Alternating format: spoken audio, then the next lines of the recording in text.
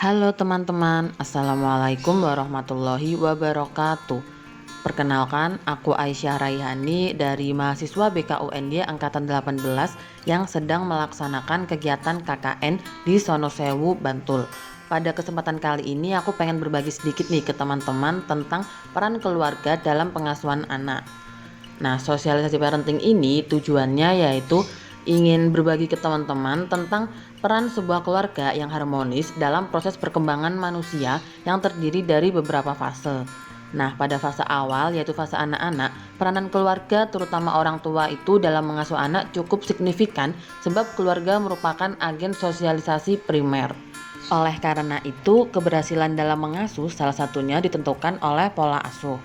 Nah, secara garis besar pola asuh itu ada 3 macam. Yang pertama yaitu pola asuh otoriter. Ini merupakan pengasuhan yang dilakukan dengan cara memaksa, mengatur, dan bersifat keras.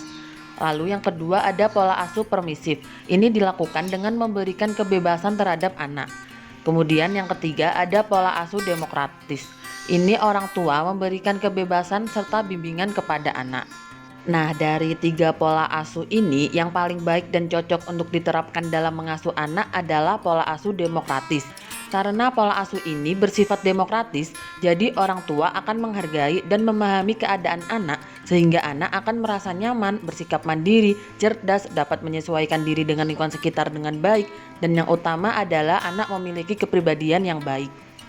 Oke, selanjutnya yaitu fungsi keluarga. Yang pertama ada fungsi biologis. Jadi secara biologis, keluarga itu menjadi tempat untuk memenuhi kebutuhan dasar seperti pangan, sandang, dan papan dengan syarat-syarat tertentu.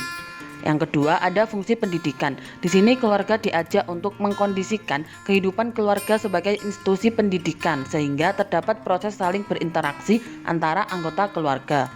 Yang ketiga ada fungsi religius. Di sini para orang tua dituntut untuk mengenalkan, membimbing, memberi teladan, dan melibatkan seluruh anggota keluarga untuk mengenal akidah-akidah agama dan perilaku beragama.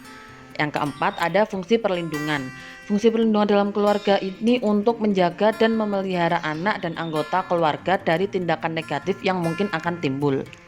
Yang kelima ada fungsi sosialisasi. Di sini keluarga berperan sebagai penghubung antara kehidupan anak dengan kehidupan sosial dan norma-norma sosial, sehingga kehidupan di sekitarnya dapat dimengerti oleh anak.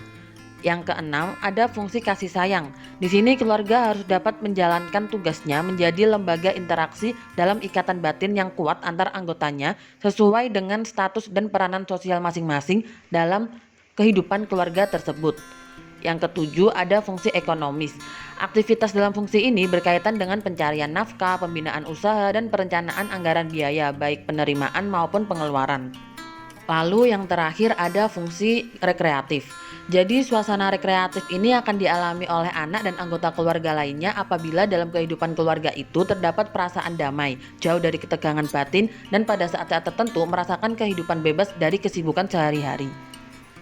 Nah, yang selanjutnya ini ada tips khusus untuk orang tua khususnya agar bisa sukses dalam mendidik anak-anaknya. Yang pertama yaitu memberikan keteladanan. Jadi cara orang tua dalam berbicara, berperilaku, dan bergaul dengan orang lain itu akan menjadi cermin bagi anak. Oleh karena itu, orang tua perlu memberikan teladan sempurna kepada anak-anaknya dalam bertutur sapa, berperilaku, dan bergaul. Lalu yang kedua yaitu menjadikan rumah sebagai taman ilmu. Nah, hal ini berarti para orang tua bisa merancang dan melaksanakan kegiatan yang syarat ilmu di rumah. Contohnya yaitu orang tua bisa menyediakan ruang perpustakaan keluarga di rumah agar anak-anak rajin membaca dengan sendirinya karena buku adalah sumber ilmu.